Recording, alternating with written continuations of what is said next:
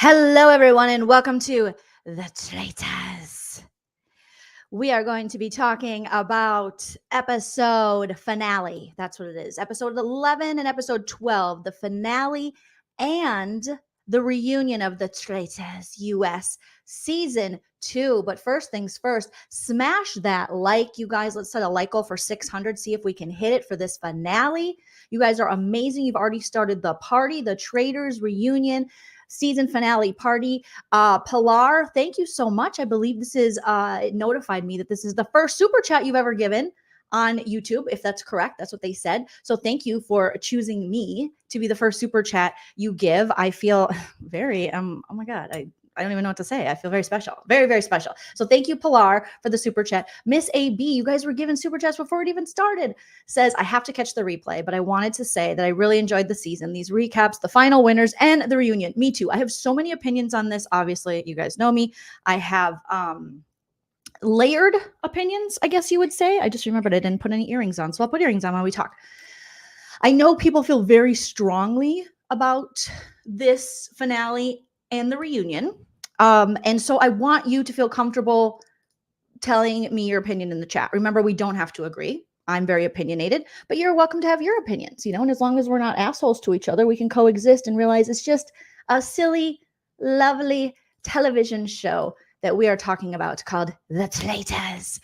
I appreciate your patience as well. I was going to go live last night, but then I thought the reunion would only be a half hour. So I was pleasantly surprised to see that it was a full hour. But then I was like, I need time to digest the Traitors. I need a little bit of time. I didn't want to go on too late for those of you on Central and East Coast. I didn't want to do that to my mods again, even though I do that all the time. Apologies, shout out to my mods. But I just thought, you know what? Friday. It's Friday. It's Friday. Friday. Gotta get down on Friday. I just remembered I don't even have my cloak, you guys. I must get it for the Traitors. So while I get my Traitors robe, a cloak, feel free to smash that like. We're going to watch a little bit of my favorite Sandra line ever, or one of them, I should say.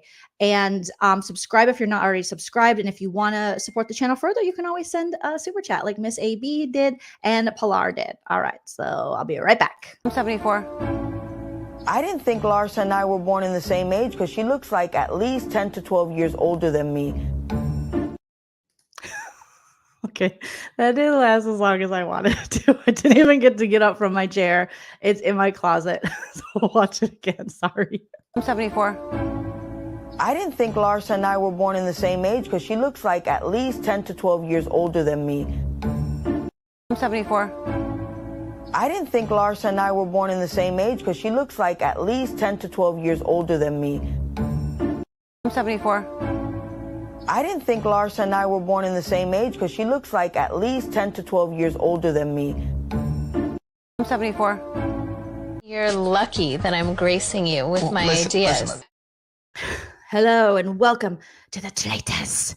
We will find out tonight my feelings and your feelings on who was murdered, who won The Traitors season 2 on Peacock, the United States version. We will talk, we will laugh, we will roast, we will recap, we will make fun. We will have a good time. So let's get started with The Traitors. Alan said this is the campiest job he's ever had, and I agree. It's wonderfully campy, this show. Wonderfully, wonderfully, wonderfully. Hello, everyone. Okay. Oh no, Anna says I got ripped apart on Twitter for feeling bad for MJ.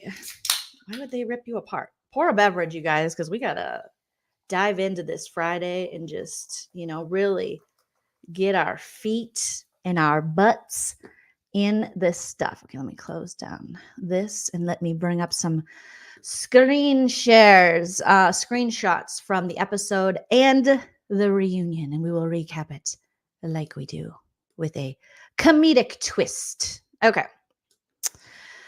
Where did you go?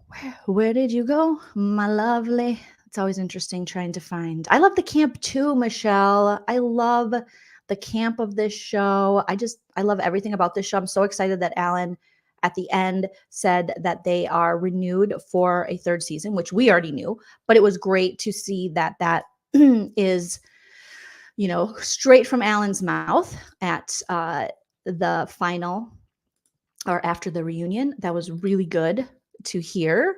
Okay. Oh my God, I have so many tabs open, you guys. Do you ever live that life where you're just like, this is too many tabs? Okay. New window finder. Cheers, Louise. Get to my downloads. Oh my God. It's Friday though. Hopefully everyone is having a wonderful day. As I find, did these not share? We'll do it one more time. We'll share it one more time. Okay, we come into this episode of The Traitors.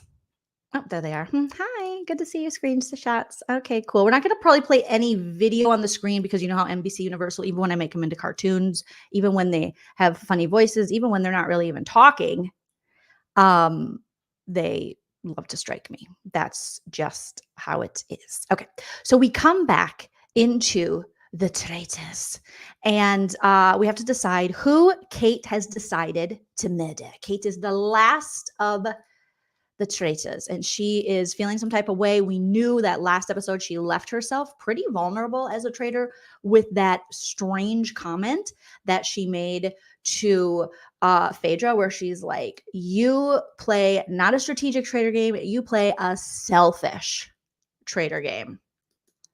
And everyone's like, why would she say selfish unless she was possibly working with her? And Sandra clocked her. Sandra's like, I know she's a traitor.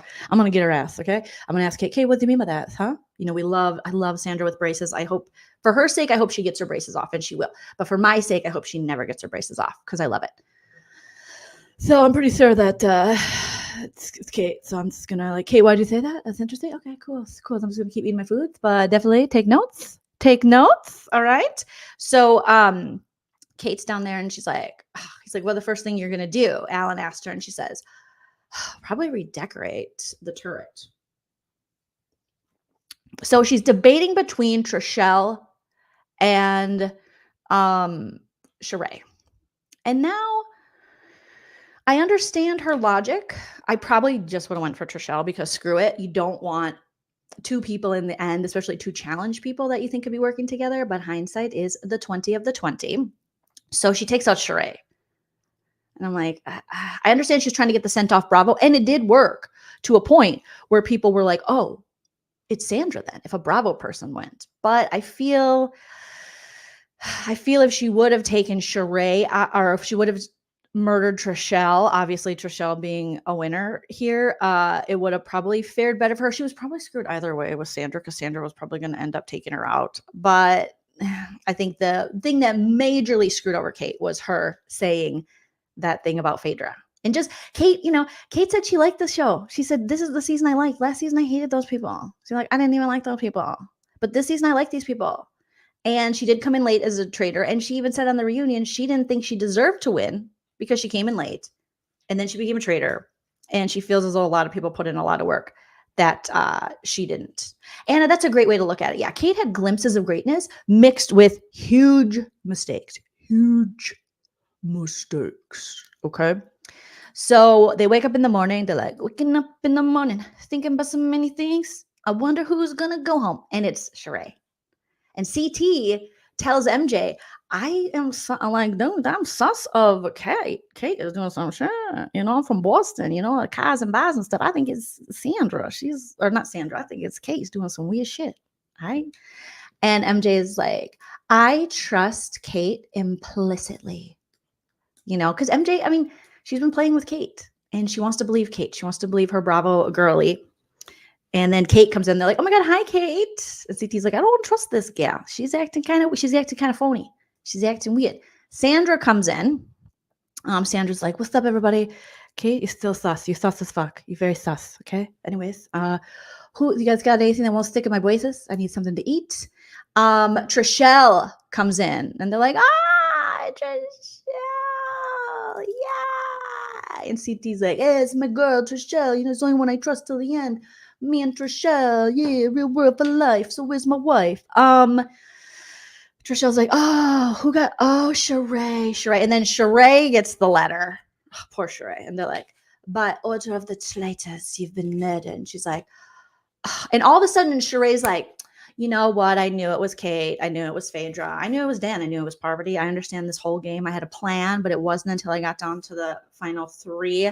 Other than that, I was just kind of lifting stuff and, just looking nice and being really fashionable and looking fantastic for my age. But yeah, I get how all this stuff happens. And the pool ball thing that Sandra did, that was actually my idea.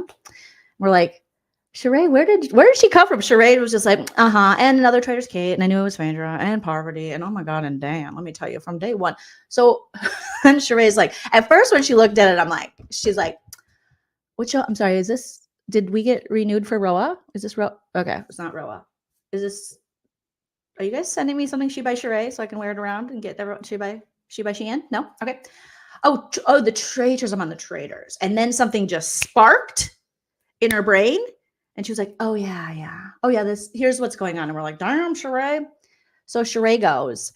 Alan comes in just looking Alan fabulous. And Alan's like, well, Sheree has been murdered. And now you all must get ready to be lifted or to take flight or to something. He said some word that I was like, they're on a helicopter.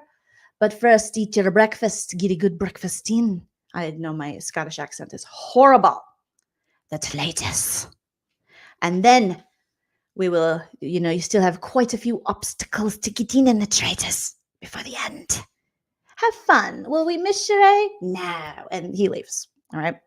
So they get picked up. They're riding a helicopter. Sandra's like, and Trishelle's like, this is fun. The challenge people are like, yay. And, I think Parvati is probably having a good time. But MJ and Sandra are like, mostly Sandra, she's like, I don't think I like this. This is not fun. Get us to the ground. Get us to the ground. Queen stays queen on the ground. So they get in a challenge. And I thought the challenge that they did was very MTV The Challenge-esque. I don't remember what the final challenge was last year. Forgive me. But this felt like they were like, oh, we have challenge people now. We want to step up our game. Like cinematically, I guess. Visually, it was wonderful. It was beautiful. They climb up a mountain, not as high of a mountain as they do in the challenge. Because sometimes when I watch the challenge or used to watch the challenge on MTV, I look at these mountains and I'm like, oh my, I couldn't even make it up half that mountain. And CT is just like, let's go. I do not understand how this dad bod is just killing it softly. Okay. So they got their sponge suits on, whatever they're called, wetsuits. All right. They got a thong wetsuit in the back. That has to be uncomfortable. All right. Très uncomfortable. And CT just working. He's like, okay. So they have to get up this mountain, get to the boat, raise the sails. Hello, Kate, and below deck. But in the meantime, the in-between time, there are these detours they can go on to get more money. Now they've lost some money along the way in these competitions. So they're going to take the detours. It's $5,000 here, $5,000 there, $10,000 up at top. And CT's like, yo, we're going to take the detour, right? We're taking the detour. And they're like, okay, CT. So they go on the first detour and there's like a map and clues. And he's like, yeah, I'm pulling out crabs and lobsters and stuff. Hey, what's going on, Castle Daddy? What time is it? Hey, MJ's helping. I think it's that one, CT. Pull that one. So they waste a lot of time looking for the cash, the five G's, 5K. Is it G's? Is it K's? It's GKs.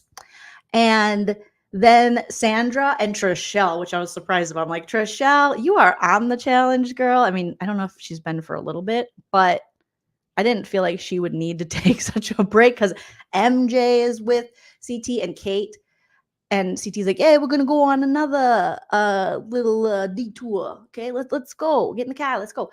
And Trishelle and Sandra are like, we're just gonna go to the top. We'll meet you at the top. And Sandra's like, if I'm gonna keep up with CT's, I'm gonna have to just like hustle up to the front. So I'm just gonna have to run up. Okay, CT, you good? You good? And obviously, yeah. I mean, CT, even though he's been out of it for a little bit, this guy has done this so many times. It's like muscle memory for him, And so they're like, I got to get, because CT's like, I'll get up there soon. So he's looking. Kate has the little clue, the map And she goes, "It looks like two testicles. No, no ball. There's a crack and a computer mouse." And CT's like, "Oh my God, I can't believe I'm dealing with these. What's going on? They don't even, So he's trying, so they're wasting more time. And then finally they get a clue that says, Kate's like, "Oh, I figured it out. I figured it out. Oops. We have to go back to the start." And they've already wasted so much time. And then CT's like, "Okay, I'm going to go back to the start. I'm just going to walk down there. I got this thing in between my ass. It kind of motivates me to go because it's like the wetsuit and the ass spa are just right there. And they're like rubbing.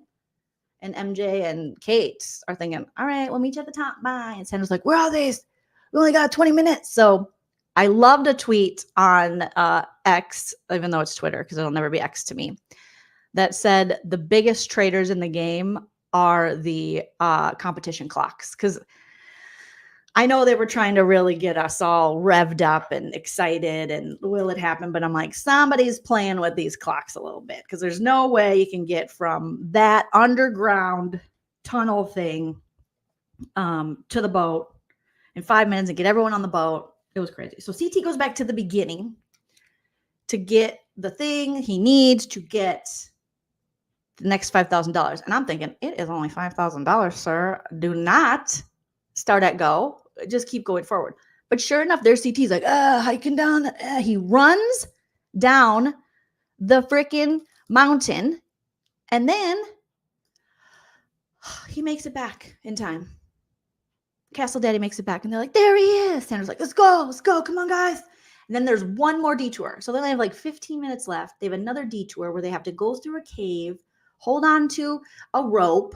They have to, I don't know the words for it, but like cascade, ricochet, ride a rope down, transcend, ascend, whatever the thing is, like this, down a cliff to the water, to a rock, to the water, into the tunnel thingy.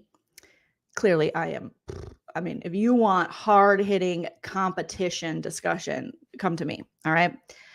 And then Kate's like, "I don't think I can do it. I don't think I can do it. I can't do this. I'm not going to do this. I can't do it." And she does it, which is really amazing because I thought she was going to quit. And I might have quit because that looked really scary. And then Sandra's like, let's go. And Sandra's getting down. CT, of course, goes first. So they all make it. Then they got to go in the cave and they got to find some more stuff. It looked wholly claustrophobic as they are just swimming around. CT's like, hold on to the rope, hold on to the rope there. And they're like, okay. They get the 10,000.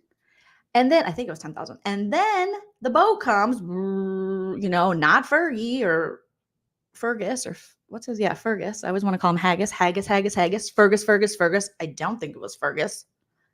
We're not going to let him drive the boat. And they all are hopping in like, and then they have to, Alan's like, "Come on, traitors, you got to go to the traitors. Don't be murdered. You still have to get to the boat." And Alan is just screaming at them, which was adorable and wonderful. And Alan is the best host and he's amazing. And I don't know if I told you how much I love him, but I do. And we know that.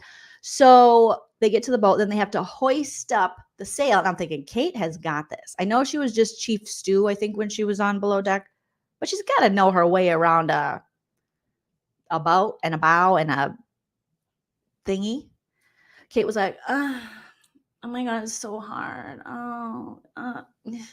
It's hard. CT and MJ are like, MJ, oh my God, she must do CrossFit because she was just pulling. CT's pulling, and Kate's like, oh my God, it's so hard. You guys, seriously, is this over yet? It looked really hard.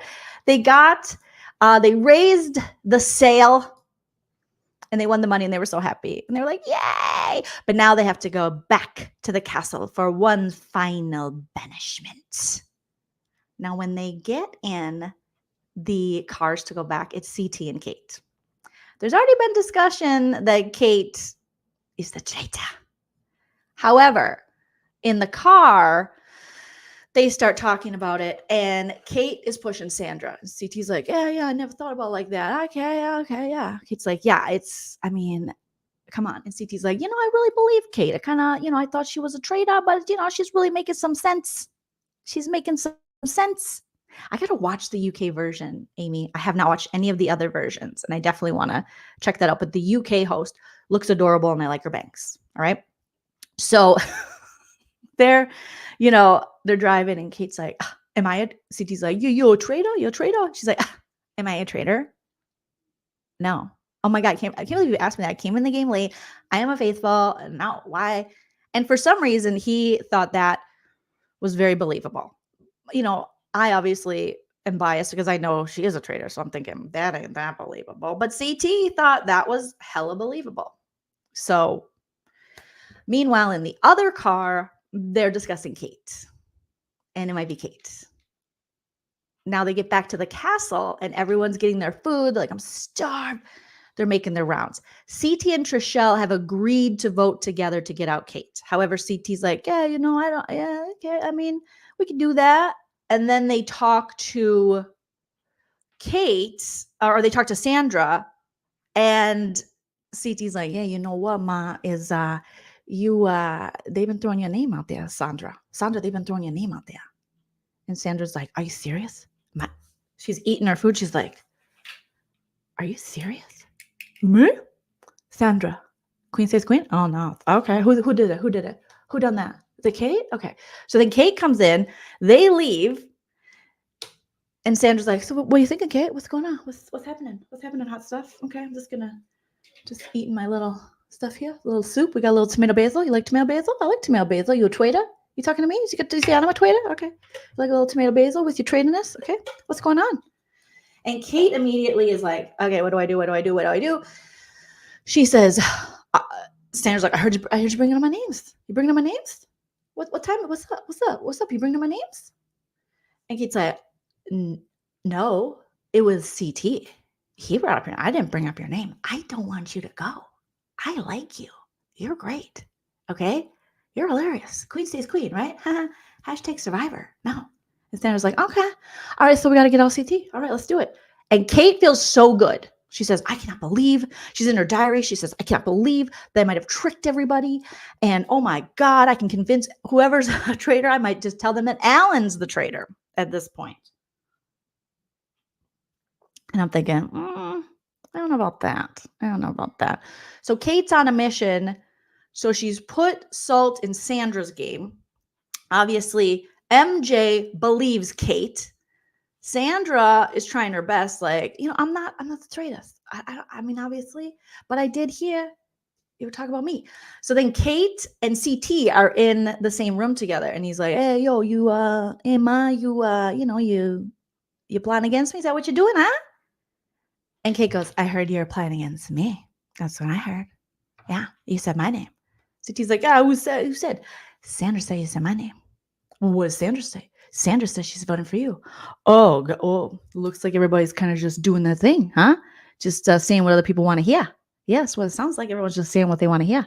All right, okay, I get this game. Okay, my balls itch. All right, Castle Daddy. Kate's like, yeah.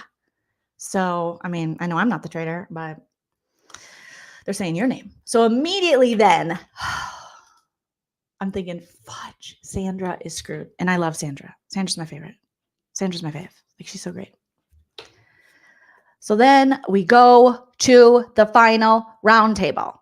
And it is, this to me, I know everyone was just like so rocked by MJ blindside. I was rocked by the Sandra blindside. I was yelling at the TV saying, I will never forgive you. I will never forgive any of you. I was being like a petty little princess. I will never forgive any of you if you take out my girl Sandra. Sandra is such a faithful.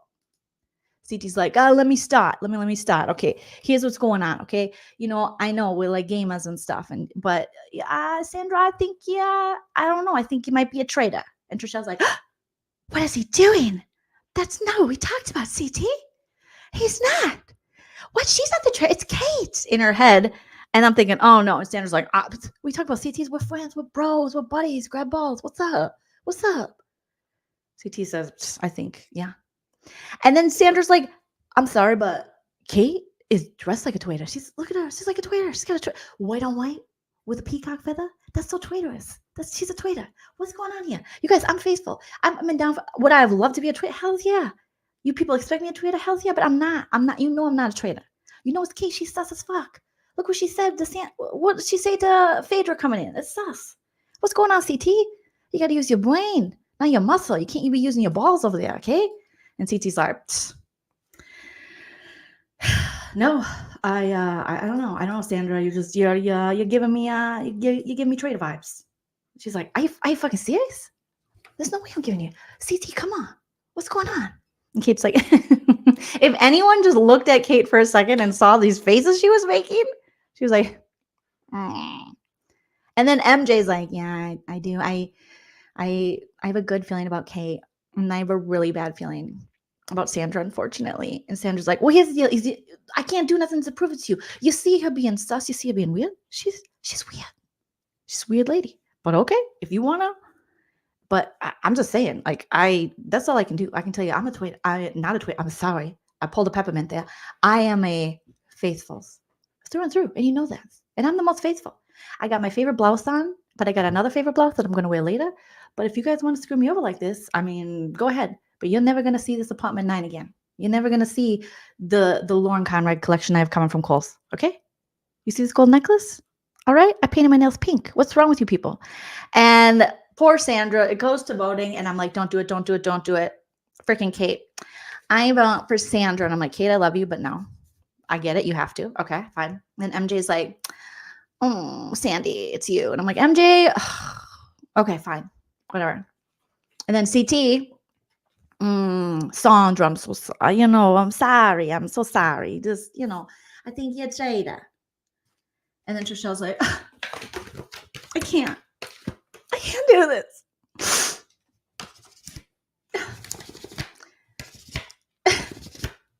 I guess Sandra, because everyone else is doing it. It's such bullshit. Where are my Peter pals? I hate this. Sandra, fine. Sandra, go ahead. Because I don't want to be out. Sandra's like, you guys are so stupid. He's so stupid. Sandra gets up there. She's like, I'm a faithful. I'm a faithful. So thanks a lot. Thanks for nothing. And I was so sad. Yes, Shelly, when they blindsided Sandra, I was like, Jolene's going to be so upset. I was like, screw this game. I'm done. But then it kept going and I was fine. But for a minute, I was like, I was so mad. Poor Sandra had to leave. Queen stays queen. I wanted her to win I wanted her to get 3 Triple Crown, but okay. And Sandra, she laid out her game for them, which I heard about this because she talked about it on an Instagram story or live or video or something, where maybe it was an interview with somebody recently, but she was saying, it sucks that they're not using my, I call them my traitor angels. So I keep traitors in the game because, they're like my angels. It's like, I feel like they're looking out for me, even though I know they're the traitors. So it's like, keep them close to protect me. They're not coming after me. And then, I cut them when I got to cut them because I know they're traitors. So Sandra admits, like, yeah, I knew. And she told them her strategy. She's like, did I surround myself with traitors? Hell yeah. Did I know there were traitors? Yeah. But I knew that there were bigger traitors to find first, because like, if you know that and you're kind of safe, that was my game. My game is to like make friends with everybody. My game is, if someone's keeping me safe, I'll keep them safe until we have to finally, really get serious about this. Because ultimately, Sandra's right. You do, no matter if it's a traitor or a faithful, every week you have to get rid of someone, or every other day, or however long it is. And there's only so many traitors. So you're going to get rid of faithfuls. And that also knocks down the money so that, at the end, or knocks down the amount of people that you have to split the money with. So it totally makes sense. But poor Sandra, she's just like, she left. And yeah, she was like, in her little like diary sessions, interviews, she always said her traitor angels. And they did not talk about her traitor angels until this episode. But she said she brought it up all the time and they didn't use it, but that she knew who the traitors were. And she knew Phaedra as soon as Dan put the heat on her, just like everybody else. And just like they said at the reunion. So once Dan kind of outed Phaedra, then that's when people realized it was Phaedra, because they knew Dan and Parvati. I mean, everyone's like, yeah, it was pretty obvious. So Sandra leaves and I'm like, I don't even care. I don't care who wins anymore. I just don't. But then 5 minutes later, I did. Okay. I let my feelings pass and we're off. And now Alan's like, put on your jackets. make sure it's warm because we're going to go outside for some more decisions and traitors and murders. You decide if you still want to banish someone or if you want to keep it the same and roll the dice and see what happens. So they go outside and they are in their jackets and they're standing around a fire. And I'm like, oh, yes, I remember this from last season when the amazing Suri won. And still, I don't care. My feeling is Suri is the best traitor we've seen in these 2 seasons. I don't know if there's going to be if we're going to see a better traitor than Suri, but this still was a very good season. So they're out by the fire and Alan's like, hello, everybody. Welcome. Now you have a decision to make. And at this time it is Kate, MJ, CT, and Trishelle. And they're all down in front of the castle by the fire pit, standing around the gold that should be Sandra's as well. Okay, I digress. And he's like, okay, grab one of these bags. And if you throw it in the fire, you give it to me and then I throw it in the fire. And if we see a green flame, that means we're going to keep the votes the same. And we will roll the dice and see and just end the game. Now, if I get a red one, that means we're going to do another vote for banishment. The traitors. Right, Savannah? Oh, yeah. Sorry, 100%. Queen says queen. All right. So Kate, this was a fatal mistake for Kate, but I think Kate she was getting tired. She is not a good liar. She's great television, very entertaining, snarky, all the good stuff, but she's so bad at lying. And so she's like, yeah, green, let's end it. Now, MJ makes a great point. We can't end the game because Sheree was killed. So obviously, and we banished Sandra and she wasn't a traitor. So there's got to be another traitor. But it's interesting how they play that off. Like, Alan's like, you can end it now. And if you think there's no more traitors in the game, well, then who killed Sheree? That is, I understand that this twist is probably more for the when just faithfuls are left in the game to make it kind of interesting and cut people, whatever. But we know there's another traitor, okay, or 2, because somebody killed Sheree. Sheree's like, what? Am I dead? Am I going back to Chateau Sheree? Okay, goodbye. So Kate's the only one that's like, let's end the game. It's so good. You guys, this is great, right? There's no traitor. And the rest of them are red fire, red fire. No, obviously there's a traitor. So right there, it's like, okay, it's clearly Kate. She probably, knowing she's probably going to go anyways, just throw the red and just pick the red and say vote again. And then maybe make a case and throw it on someone else. But yeah, it was like a big goof, Amy, right there. Really it does make one see how amazing Suri is. The magic is real. The fact that Suri could, in a game like this, in these games, withstand this and be able to be as strategic, calculated as she needed to be to get to the end and win and not break. Because I'm telling you, as much crap as I talk and I'm just like, oh, they should have known. I would not be good at lying this long. I just wouldn't. I would be a far better faithful. I would be a hilarious traitor because I'd be a mess, but I just wouldn't be able to lie that much. There are certain things you can lie about. And then if someone is looking at you like Sheree, who's your friend, and asking you, and I'd be like, what? And I don't know what kind of tics I have, but I'm sure I have many. So I'd probably be like, no, I'm not a traitor. Just all of a sudden I'd develop Bell's palsy. It would not be good. So the fact that anyone can be in the game that long and keep that secret and keep up believable lies is pretty impressive. Now, obviously, they're all like, oh, Kate, sorry, you got to go. You got to go. Clearly, it's you. You're the only one that was like, stop the game. And we know there's a traitor left. So bye. And Kate's like, oh, thank God. Yeah, I hated everyone last season, but you guys are cool. You guys, let's stay in touch. Will you sign my yearbook? Okay. Don't just write, have a great summer, because that means you don't really like me, or KIT, because you can't even spell out keep in touch. Write something nice about me. And they're like, you have pretty hair. You don't even look like you had a baby. Who can pull off white on white? There you go. And she's like, okay, cool. Bye, guys. I normally hate people. This is so cool. I didn't hate you guys that much. This is amazing. Okay, bye. So Kate leaves. She's like, whew, girl. Because Kate, she's not worried about it. Kate has become one of the faces of traitors. When you see these interviews with Alan, he's next to Kate. She's out there on a media tour. This has revived her career. She was already great, but I feel like this has really put her on a different path of, even more relevancy and things.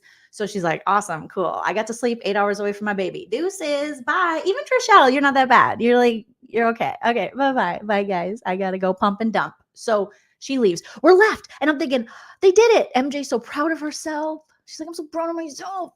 I can't believe it. 3 faithfuls left in the game. It's amazing. It's amazing.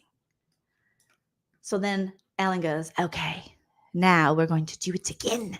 Do you think there are any more traitors in the game? Do you want to stop the game here and see what happens? Or do you want to vote again? And in this moment, he gives them their little bags to pick the red or the green. Green meaning they're going to vote again, or they're going to stay. Red meaning they're going to vote again. I see CT look at Trishelle. Did you guys catch this? And he was like this. He was like, he gave her a castle daddy, not like a do me baby, oh, do me baby, yeah. No, not like that. It was like, let's vote this chick out. Let's get this money together. Let's Johnny Bananas her ass, okay? Because if you are a challenge fan, you know that the move that Trishelle and CT did, as much as it sucked for MJ, it is a challenge move. Johnny Bananas in Rivals with Sarah on season 800, okay? They got all the way to the end. They finished first. They helped each other throughout all of the challenges, an entire season and a final. Get to the top. However, Johnny Bananas' time is better than Sarah's, but they're a pair, and they've worked together the whole season, yet they're rivals because you're paired up with your rival for this season. They've made huge progress, and now they've won. But what's his name? JT, not JT. The bike guy, okay? Eric the bike man comes in. No, not CT. What is the host's name? You guys put it in the chat. I forget.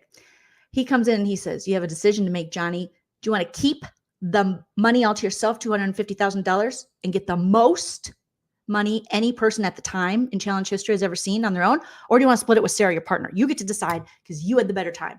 And Johnny Banana's like, well, TJ, thank you. I knew it was 2 letters. Carolyn, thank you so much. I appreciate that. So Johnny's like, well, I feel like I need this money. I did a lot of work. Sorry, Sarah. And Sarah's like, no. And in that moment, we were all like, F you, Johnny Bananas, because this is the challenge. This isn't Traitors. She's your partner. You work together all season, the 2 of you, as a partnership, and you're going to keep Sarah's money? Like, everyone was just up in arms. And that solidified Johnny Bananas as a villain. And he was like, I don't care. I'm keeping all the money. And it was crazy taking that amount of money. It could have been $1 million at the time. I don't even know what it was. I thought it was 250,000, but who knows? All right. So this was a Johnny Bananas move that they pulled on MJ. So I'm thinking, oh, MJ, oh no, MJ, you're about to get Sarah. They're giving you the chance. You're getting challenged. Like, this is what challenge people do.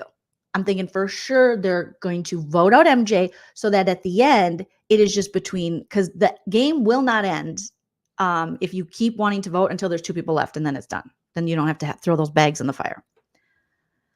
So I'm thinking, oh, they're definitely getting rid of MJ so they can each get, because the pot is over 200,000 now, so they can each get over 100,000 and not have to split it 3 ways.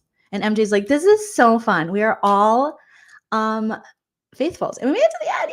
Yay. And CT looks at Trishelle and goes, and gives her that little wink. And I'm thinking, oh, shit. And then the bags go in the fire. MJ's like, green, let's end the game. I'm going to go home to my husband. I'm going to go on Jeff Lewis. I am so excited. And CT and Trishelle are like, we're going to vote again. And MJ's like, she was literally like people at home watching the show. And for those of you who don't watch the challenge or aren't familiar and are more Bravo centric, know more about the Bravo stars, I'm sure this seemed like the ultimate betrayal. How could they do this to MJ? But coming from watching the challenge, coming from watching Survivor, coming from watching Big Brother, this isn't that abnormal. Did I feel bad for MJ? Yeah, because she didn't see it coming. But I also was like, why'd you vote Sandra out? So I'm still in my petty feelings. And I'm like, well, I don't know. Not saying Sandra wouldn't do the same thing to you, but I'm still mad that Sandra went home. So at this point, I don't really care. I feel for MJ because she's like, oh, what's happening? What's happening? And Alan's like, oh, the traitors are getting interesting. Okay, now get to your boards and write down the name of who you think is a traitor, who you want to banish. So then they're writing down, I'm thinking, bye, MJ, bye, deuces. CT's like, gonna vote for MJ. Sorry, babe. Sorry, broad. I think you might be a traitor. I only trust one person in this game. I only want to get to the end with one person. Trishelle, you. Okay? And MJ's like, and they're like, MJ, you have to give us a vote. I don't think anyone's a traitor. I think we're all faithfuls. This is, oh my God. What is this? A game show? What? This is crazy. What is this called? Traitors? Oh my God. No, I don't want to do it. I don't want to do it. And I'm thinking, he just voted for you. Vote for him. That's number one rule in these reality competition shows. If the guy just showed you he voted for you and you still have time to vote, vote for him. Easiest way to go, well, I'm going to vote for you because you voted for me. And then this was fully MJ's mistake. And she's never played these games, so I get it. But she writes down Trishelle. First of all, she's writing. I'm thinking, that ain't how you spell CT. CT is 2 letters. So she votes, freaking Trishelle. And Trishelle's like, okay. I'm thinking, well, all right, MJ, Trishelle's going to vote. You vote anyways. Trishelle writes CT. And then I'm like, what? The what and the how and the who and the ha of what? So, and CT's face was like, babe, I gave you I only want to split the money with one person. That's you. Huh? And she's like, I don't know. It really messed me up when CT said, voted for Sandra. We had agreed on Kate. And so now it's like, I don't know who to believe. And then 7 weeks ago, when you lit John's torch and not mine, little John and the UK boys, I don't know if I can come back from that. So I don't know, CT, I don't trust you. And he's like, no, I want to go to the end with you. It's me and you. It's me and you, baby. Come on. And MJ's just like, she's like at a tennis match going back and forth. Huh? And he's like, no, baby, it's always been you since back in the day buffet. Remember us on the challenge? Did we always get along? Nah, but we were young and we were tan, and we both had abs. Come on now. Come on, baby. Come on in. Come on in, baby. Let's do this. Let's do this. And she's like, I don't know. It was like such a betrayal, what you did to me. So in this moment, I looked at my husband who was watching with me. Shout out to Hype My Husband Chill. And I go, oh, she's doing that thing where she's making him pay. She knows ultimately what she's going to do, but she just was like, I'm going to put a little heat on you. And if you go home, you go home. Because that one time that you screwed me over, like she is holding a Scorpio level grudge at this point. She's like, you disrespected me on television. All right. And in Trishelle's defense, he did go weird with that Sandra vote. So I was like, in that moment, I was like, get rid of CT. I don't even care anymore. He went ham on Sandra, and I'm pro Sandra. I love CT, but I'm much more pro Sandra. So I'm like, get rid of him. Do it. Girls, wrap it up. But just wrap it up, bye. And he's like, come on, baby. I'm soft. I'm like a Sour Patch Kid. First I'm sweet and then I'm sour. I do. You know me so long. We've been together so long. We're friends. She's like, I don't know. I don't know if anything is ever going to make me feel like I can trust you. And I was like, oh, yes, the drama is not over yet. Yes. Oh, get it. And he's like, come on, baby. I remember you when you were Trishelle, 22, from Cut Off, Louisiana. I can't believe that's a real place. Come on, baby. Let's go.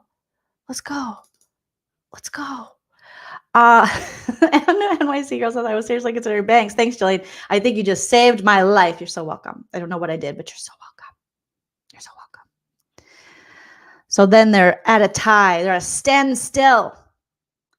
So they have to vote again. And I'm thinking, okay, now MJ, speak. She should have spoken, been like, you know what, Trishelle, you have a point. You do have a point, and I do. She should have thrown anything out there that could incriminate CT in this time. He's voted for you. He's the last guy. Bye. Do a very Parvati, Sari, all girls, spider, what is that? Black Widow alliance type thing. Be like, you know what, Trishelle? He is sus. And him switching that vote, I agree now. Anything. And she was just like, poor MJ. So then they vote again. And Trishelle and CT are in couples therapy, and MJ is just in la la land. She's in shock. She's literally going through, you're seeing someone in shock at this point. She's like, I got my mob wives coat. I look super cute. I'm ready to win this. My husband's going to be so proud of me. I've done things I never thought I could do. What's going on? She's like, you guys are so faithful. You're just, why does it have to be? And CT's like, come on, Trishelle. And she's like, I don't know, daddy. He's like, come on, baby. I don't know, daddy. Come on, baby. Huh? Castle daddy. So they vote again. CT's like, I'm still voting MJ. Okay? See, Trishelle? MJ. Not CT, MJ. Not Michael Jordan, MJ. Not Michael Jordan's son who left here very early and says none of us can do his dishes, MJ. And then MJ's like, I guess Trishelle, why the fudge would you vote? I'm like, go home. Goodbye. See you later. I'm done. Why wouldn't you just go CT on the fact that maybe Trishelle, maybe you didn't give her nothing to work with. You just were like, I'm just gonna do Trishelle again. Why? She voted CT out. You guys could team up, be like, Trishelle, I'll switch with you because I think you're right. And I think that we need to make sure he is not a traitor. Okay. Because he has had it way too easy. Or something, anything. And so once MJ did that, I was like, okay, bye. And then Trishelle's like, okay, daddy, CT. And then they proceed to make a baby on top of the gold. And MJ's like, I hope you guys are really proud of yourself. And I'm like, they are. They're very proud of themselves because they played this game called Traitors. MJ, I love you. I think you did great. But at the end, I think you really dropped the ball. I think it has more to do with inexperience, but you were great television. Wonderful to watch. You gave us some great moments, memeable moments. And, the cargo jeans with the little top showing up, like, loved it. But ultimately, play a couple more of these games and it'll be like old hat. It'll come second nature. You were up against people who have been doing this for 20 years. And this is your first rodeo. This ain't my first rodeo, but it is yours. It might not be Joan Crawford's, but it's yours. Don't fuck with MJ, fellas. And by the time you do it a couple times, you'll get. So yeah, MJ kicked. I mean, Reza. I wish Reza would have stayed longer. I would have loved to watch Reza, but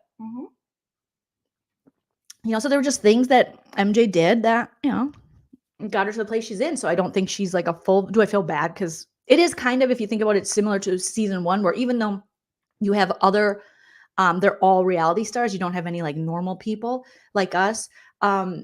You still, the Bravo people are kind of like the normies because a lot of them have never done a competition show. So you're seeing MJ get bamboozled the way that Sari bamboozled the last two people, her last two faithfuls when she was a traitor, and how she turned on her fellow traitor at the end. She did all the moves that were wonderful for a traitor. So you're seeing MJ kind of get bamboozled that way. So it was just kind of like, bye, sorry. Rack City said if the gamers were transparent, but yes. So let's talk about that now, Rack City. Great. Let's get to the reunion. So the reunion airs right after, which let me know if you guys liked it. Not the reunion, but like the fact that it aired immediately after. I feel like I need a day in between. It could have aired on a Friday. I don't know if I like the reunion right after. Give me a day to process. And then tonight we could look forward to that and then talk about it. It was a lot to consume. And, we like to consume and pick apart and talk about it. So, I think I needed a little more time in between reunions, but I would love to hear what you guys had to say. Okay, Mo says I needed a break. All right. So we get to the reunion. We have our traitors here. We have Kate, Parvati, Dan, and Phaedra. And people are still bitter. Peanut Butter and Jelly, upset. And he's like, hey, also, my husband was like, why isn't Alan hosting the reunion? And I said, I bet Alan doesn't want to host the reunion. I don't think that's his forte.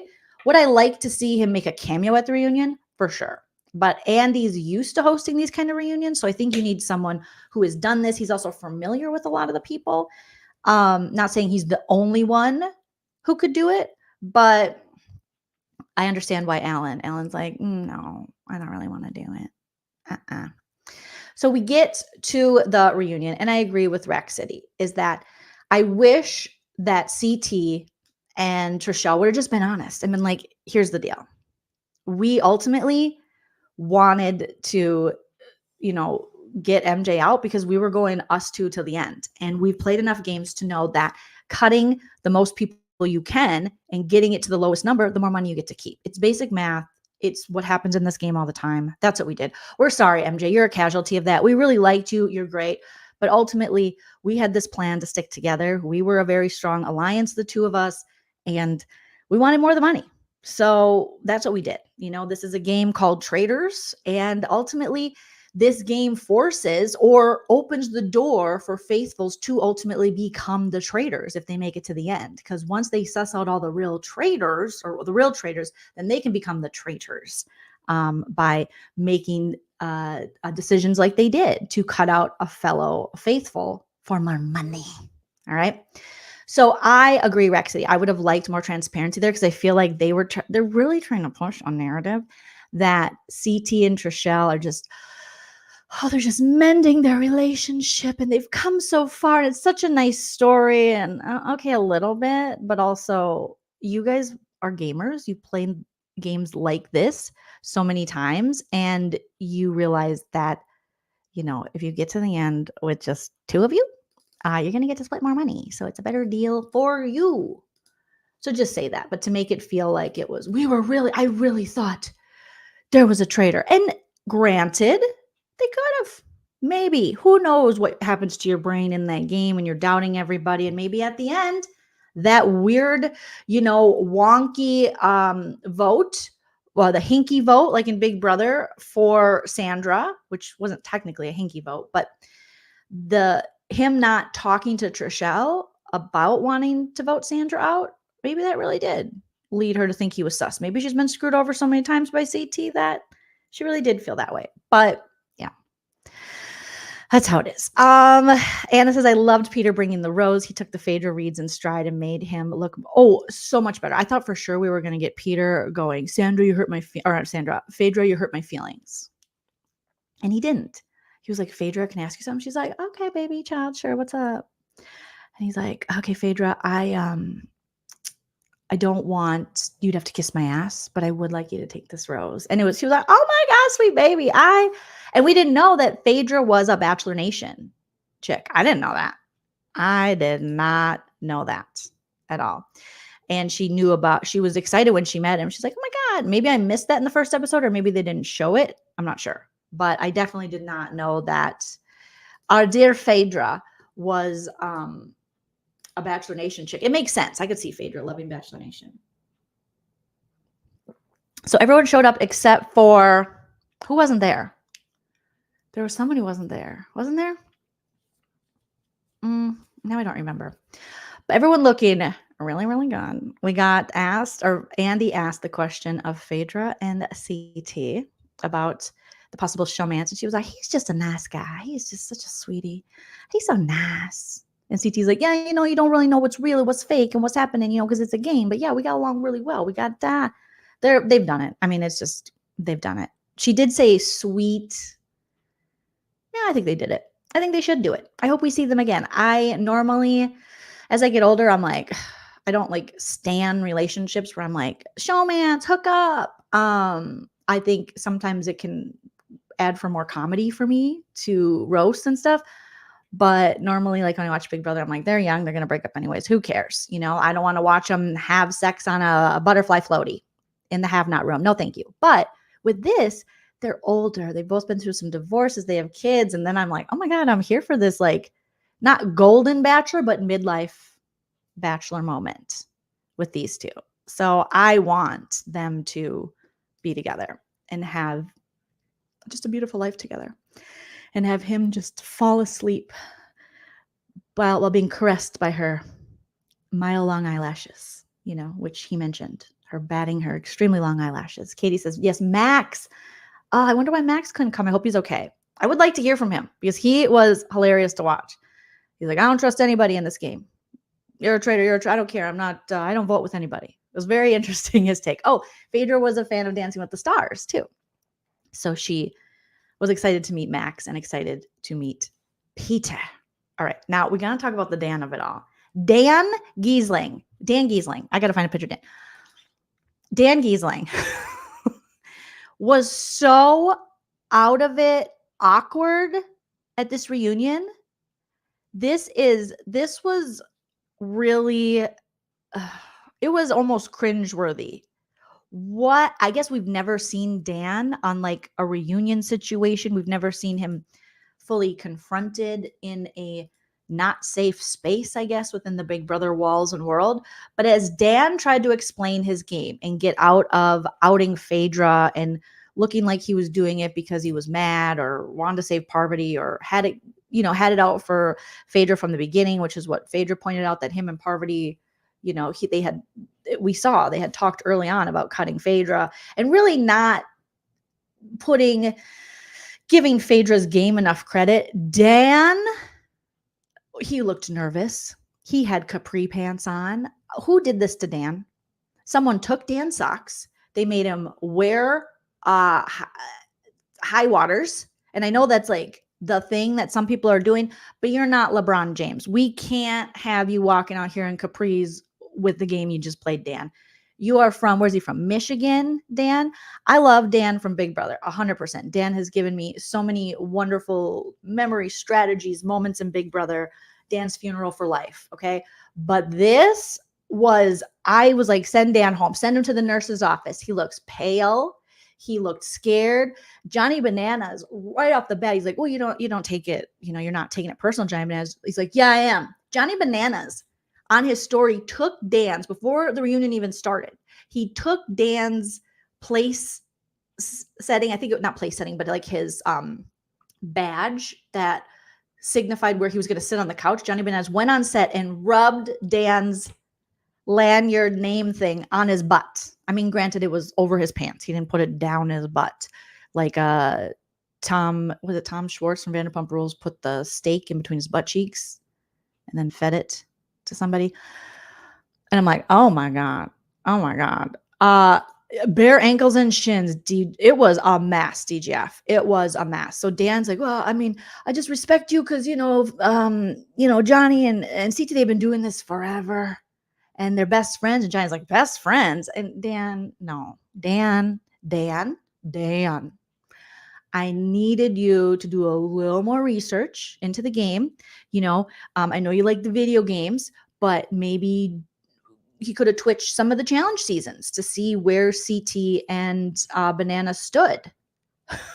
Because Dan he just was a deer in headlights. He's like, oh, okay, no, I'm sorry. He was so out of his element. Andy Cohen said on his podcast that Dan Giesling looked like he was going to throw up. Like he was so worried when he met Dan. Everyone else was pretty, just whatever. And Dan was just like, oh my God. And Andy had to tell him, Dan, it's okay. Like, relax. Because Dan was just like, he looked so terrified. Because Parvati essentially is in a similar situation to Dan in that she was an early traitor. People thought, they kind of had the idea that it was Parvati, but Dan played it so much worse. And Parvati just kind of owns who she is, more confident. Dan's confidence was nowhere to be found. I was shocked. He was like the kid at school that no one wants to sit by, picks his nose, eats his boogers or something. Because it was, shout out to those kids. Someone should sit by them. Just hand them a Kleenex. Problem solved. It was really, the cringe factor was next level. And then he starts talking about, well, you cast. He was talking as if he wasn't part of the cast, like he wasn't included. It was such weird energy. It was weird to see him like that. I think he was so worried being gone for so long and the backlash he might feel. We get it, Dan, but the way he was kind of like kissing up and it came off very disingenuous and like he was terrified for his life, like he was at the Texas Chainsaw Massacre reunion. It was Amityville horror. What's happening, Dan? This was Dan's funeral. Dan died this day. I didn't even want to watch. I felt like I shouldn't be watching this. There should be like a warning or something. They should put a bar on the screen. It was very bad. So, he's trying to kind of explain his game and it didn't make sense because I feel like no, Dan, you underestimated Phaedra. You wanted to cut her too soon. One of your main problems in the game is exactly what Little John and the UK boys said. John said his, I forget his exact words because I was like, the Duchess of Deception. he always has these great little lines, but he mentioned something about him playing so under the radar but making it like blatantly obvious by not giving his opinion. Dan's like, I just wanted to be like the likable guy, just like that quiet guy that when he finally speaks up, you want to hear what he has to say. You can't do that while looking sus AF. When you're like, you have to eventually give up a name. You have to have a plan. I feel like Dan's like, I'd never have to say anything until I have to say something. And then by the time he had to say something, it was too late and the game was over. So looking back at the season, it was very awful gameplay for Dan. Not good at all. Phaedra's approach within the Traitors, when she saw Dan showing up ready to like make decisions, whatever, kind of let him and Parvati get the blood on their hands, made it a little easier for her to be in the game and appear to be faithful, because she really didn't have to lie until later in the game when he threw her under the bus. Jay, thank you for the super chat. Jay says, thank you, Joleen, for the great recaps. You are so welcome. Thank you, Jay. Yes, Sal Kaz says Dan's ego was shot. It was shot. Somebody beat Dan up. Dan, I wish someone would have gave him a Xanax or something. I mean, we don't advocate for taking Xanax unless we're advocating for taking Xanax. He needed something. He needed like a B12 blocker or something. I don't know, a beta blocker. I'm not sure. But it was just, I was like, oh, every time I was like, hurry up, Dan. It was so cringe. It was so cringe. He was like, yeah, I'm just, and Andy's like, but your game was like the opposite. Oh yeah, I made mistakes. Yeah. No, Dan, it was the opposite of that. You gave them nothing and you looked so sus, because you're not like a 20-something nobody who can hide in the crowd and hide behind a Bible anymore. You literally are an older man, not that old, you're like 40, but you're an adult, and you have now a reputation of being good at this and being good at lies and deception. And instead you leaned into BB10 Dan, but not even a little BB. He could have been a little more BB10 Dan. That probably would have helped him. You leaned into trying to be a ghost, and that didn't really work. I think he could have still been involved in conversations and given a little about people without doing too much. But it was bad. He was very nervous that the housewives were there. He was like, they're going to roast me. And they did. They dragged him. And even UK John, and like Married in the Islands is saying, John had great commentary throughout the reunion. He would do great on a housewives reunion because you have to get in there even when they're not talking to you, unlike Kevin. Kevin, I didn't even know Kevin was there. Was he there? I saw a guy that didn't have his hair brushed in the back. Is that him? I think that was Bathtub Kevin. Okay. Yeah. John was part of Parliament, like, Pilar. Exactly. John low-key loves to drag people. He was like, no, Dan, what you did is you were so under the radar. It was so horrible and awful. You're a good person, I think, but that was your mistake, is you thought you could just go through this whole game and just do nothing, but you have to do something, because ultimately you are doing something. You're being sus AF. Okay. Oh yeah, Kevin was there. I saw this guy that looks like he just woke up. It looks like he just woke up, picked his clothes off the floor. He's like, shit, I got something to do today. I think it's a reunion. Shout out to Kevin. Shout out to Bathtub Kevin. You were so fun to roast this season, Kevin. Thank you so much. So, he's in another picture. I have another picture with him. And who did this to Sandra?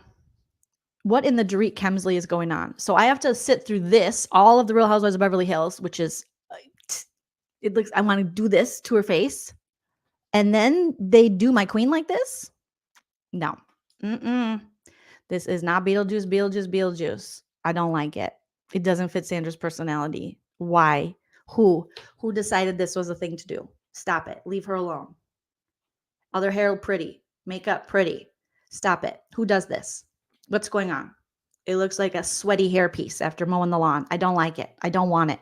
Now, if you're known for these kind of hairdos and you have like two or something, or around like, the baby hair situation, but what is this?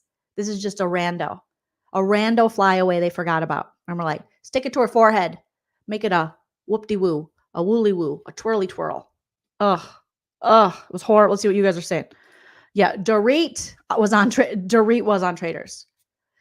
She must have hired Dorit's stylist, because I saw this on Beverly Hills, which Dorit's is 100 times worse, because there's no rhyme or reason to it. It's just a boomerang hair on her face.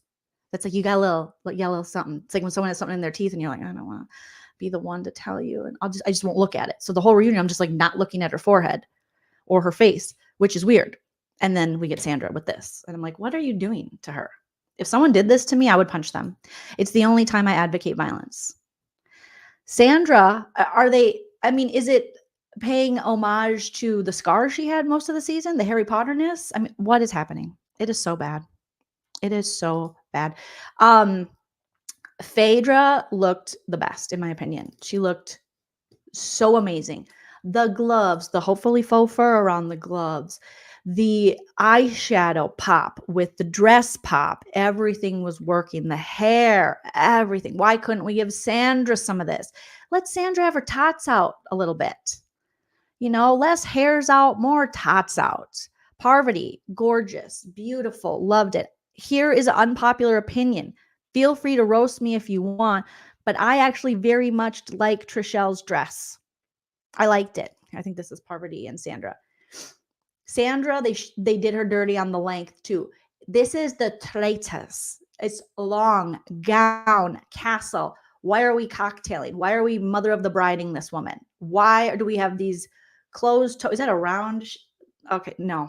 They did Sandra so dirty. Her makeup looks great. But whoever picked this, I like the sleeve, but it should be long. This is ridiculous. And it made me very mad that they did Sandra so dirty multiple times. I mean, look at Parvati's dress. It's just beautiful perfection. And Trishelle's dress, I don't hate it. I know it is very, what's the thing called with Jennifer Lawrence, the movie, the very popular movie, the song from the show is on the movie. Not Game of Thrones. Put it in the chat, you guys. I know it's a lot like that, but I like it. It's too much. It's campy. This is a campy show. Johnny Bananas suit, super cute. CT looks like a mechanic. A cute mechanic, a hipster mechanic, a mechanic I wanna, mom, I'd like to F. A MILF, I guess, a mechanic Phaedra would like to. Hunger Games, thank you. It looks very Hunger Games, but this is like the damn Hunger Games in a lot of ways. People are mad at. I liked it. Am I crazy? Am I cuckoo bananas? I thought this was the best Trishelle has looked. From the hair to the makeup to the earrings to the dress. It was very fitting. Knives Out. Yeah, it's very Knives Out. Good point, Stephen. I liked it. I loved it. Yes, Katniss. It was very Katniss. Thank you. Hopefully I'm not the only one because people were just dragging this up and I'm like, I love it.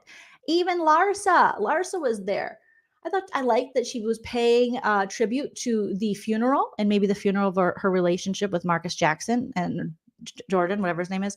Apologies. But after he said the Housewives of Miami ladies couldn't even do his dishes, I was like, calm it down, Nepo baby. Your dad did the dunk. You did the, can I have $1? Your dad did the dunka. You did the dollar. So calm down.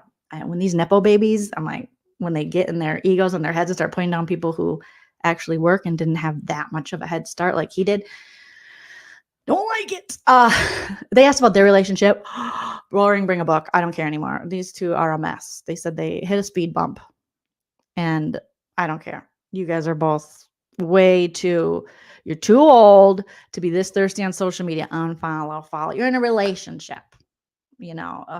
Poor Michael Jordan and Michael Jordan's wife or ex-wife, because I think he's had a couple wives. Right? It was Christmassy. Her dress. Yes. Right? I have such a different view of Marcus after that comment. I was like, you Nepo baby POS. You privileged. Ugh, yuck. So they can have each other. They can go get married. I don't care. They're back together. No, thank you. Don't want to watch it. And anyways, so back to the reunion. MJ showed up and she brought all of the Bravo reunion energy. Okay. MJ was like, I don't like you. And they're like, MJ, you blocked us on Instagram. Trishelle tells MJ, you blocked us on Instagram. MJ blocked CT and Trishelle on Instagram, which is such a Bravo move. Other shows might be like, that's weird. That is not weird in Bravo world. Even though the Bravo ladies looked at her strangely. Even Tamara was like, and I'm like, Tamara, you're best friends with Teddy Mellencamp. This is what she does. You can't be judging MJ for this. But MJ was like, I'm sorry, what? So she did the thing where she pretended she didn't hear them, and they're like, "You blocked us." She's like, "Of course I blocked you. I'm mad. You guys screwed me over. You guys are assholes. I don't like it."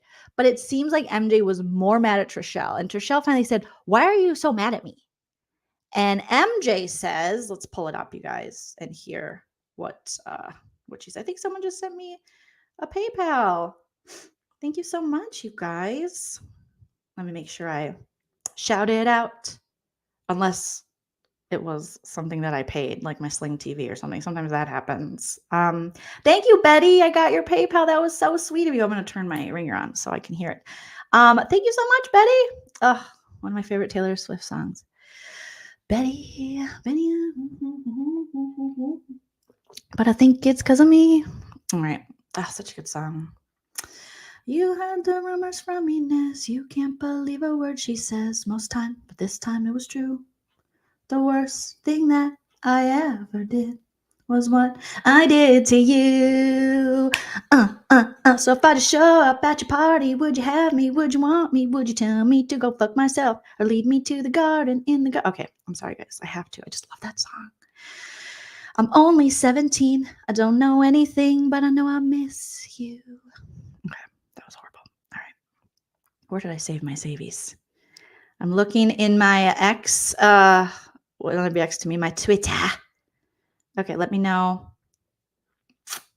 I found it. Okay. Let's listen. Yes, Evermore. Okay. Where is MJ talking to them? Come back. Oh my God. Elon Musk, fix your app. Your app is always like, I'm always scrolling and then it takes me back. And I'm like, and also like, if I'm doing the most recent, put the most recent videos of that hashtag at the top. I don't have to keep scrolling to refresh, bro. Come on. Come on. All right. I have a lot of issues. All right. No one cares about that. No one cares about that. Maybe I screen recorded it. Maybe we'll have better luck there. Heaven forbid I actually play it and they see. All right. Oh, we've talked about the peppermint situation too. Let me know you guys' thoughts. Okay, maybe this is it. A lot of us weren't on to Facebook. It was a huge problem. Oh, that's Dan. Oh, we'll go back to Dan in a minute. Oh, okay, maybe it's this one. Nope, not that one, guys. We're getting there. It's somewhere. It's happening. It's all happening. What is this? Is it this one? No, this is Sharon Osbourne on BBUK. She does not like James Corden or Ellen DeGeneres. Space. It was just like my Manipulation. Totally. Hi, MJ. Hi, Cutie Pie. How are you feeling watching that again, reliving it? Bamboozled, like grifter energy. I cried. Like, I mean, whenever I'm just bamboozle, grifter energy, horrible people. I hate them. MJ actually says, well, I mean, it's more to do with CT because it seemed like MJ was more upset with Trishelle, and I still think she kind of is, and I want to hear the audio. I have way too many saved things here, and why did I save that? Okay, nope, Dan, the man. Okay, no, MJ, where you at, girl? Okay. you blocked me on Instagram, so clearly you're pissed. Okay, here's what you blocked me on Instagram. I love it. Okay, here we go. This is MJ versus Trishelle and CT. I'm not coming for you. Okay. It was he who was the chump, and that was the problem. Well, you blocked me on Instagram, so clearly you're. You blocked her on Instagram? Oh, it's fucking serious now. Both of you. Game on. You blocked both of them on Instagram? From the second that I got off the thing, why wouldn't I? I blocked you both immediately. Why wouldn't I? I'm just saying. Okay. CT, so going to that fire pit, I think everyone was surprised when you voted to keep playing the game. What was your plan there? Well, after we got rid of Kate, honestly, I didn't, at this point, I'm just in a state of confusion, and I didn't trust anybody. And no, but nothing. Well, you clearly trusted Trishelle. Of course. Yeah, of course. So I you said didn't that. trust MJ.